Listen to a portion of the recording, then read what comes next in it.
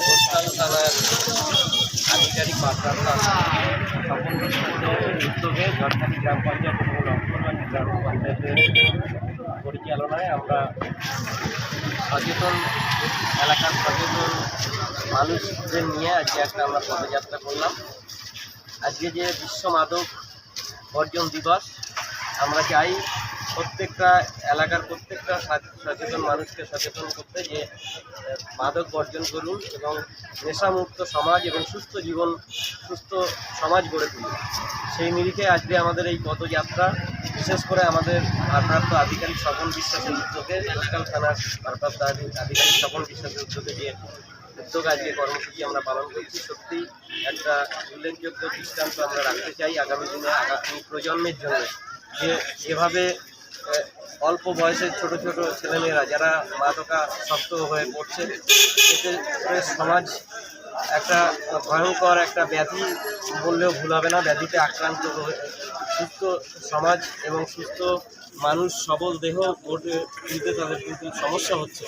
এই জন্য আমরা চাই যে সেই উদ্যোগ যে আগামী দিনে ঝড়খালি শুধু নয়, সমস্ত সারা ভারতবর্ষ, সারা পৃথিবী মাদক বর্জন থেকে শুরু করে যাতে সমাজ সুস্থ জায়গায় চলে যায়, সুস্থ সমাজ গড়ে উঠুক, সুস্থ সবল মানুষ গড়ে উঠুক এবং এই নেশা বর্জনই পারে একটা সমাজ সুস্থ এবং শান্তিপূর্ণ সমাজ এবং একটা সুন্দর সমাজ ব্যবস্থা গড়ে উঠতে পারে।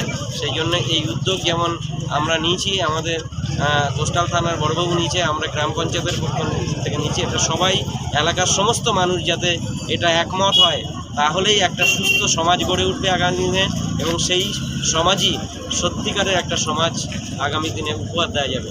এই জন্যেই এই উদ্যোগ সত্যি সুন্দর উদ্যোগ এবং সবাইকে বলবো এটাকে অংশগ্রহণ করে, শুধু অংশগ্রহণ করলে হবে না, সমাজের প্রত্যেকটা মানুষের কাছে যারা সচেতন বুদ্ধিজীবী এবং সমাজ সচেতন মানুষ, তারা যেন এই বার্তা প্রত্যেকটা এলাকায় পৌঁছে দিয়ে আগামী যাতে সুন্দর সমাজ ব্যবস্থার সঙ্গে অংশীদার হোক এবং অংশগ্রহণ হোক। ধন্যবাদ। বর্ণাঢ্য মিছিলে পা মিলিয়ে সে বিষয়ে এই সাধারণ মানুষকে কী বার্তা দিতে চাইছেন?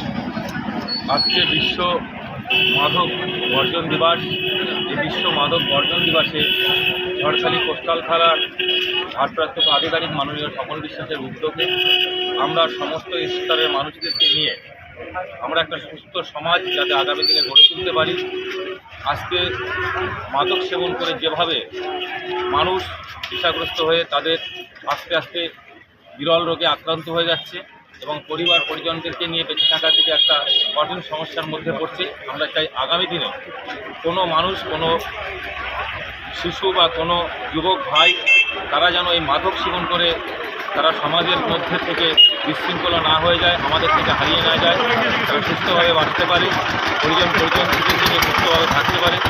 আমরা সমস্ত স্তরের মধ্য দিয়ে একই বার্তা দিতে চাই, আমরা যে বার্তা দিতে চাই। প্রতি বছরই তো বহু মানুষের প্রাণ যাচ্ছে নেশা ক্ষতিগ্রস্ত হয়ে, সেই বিষয়ে কী বলবেন সাধারণ মানুষ?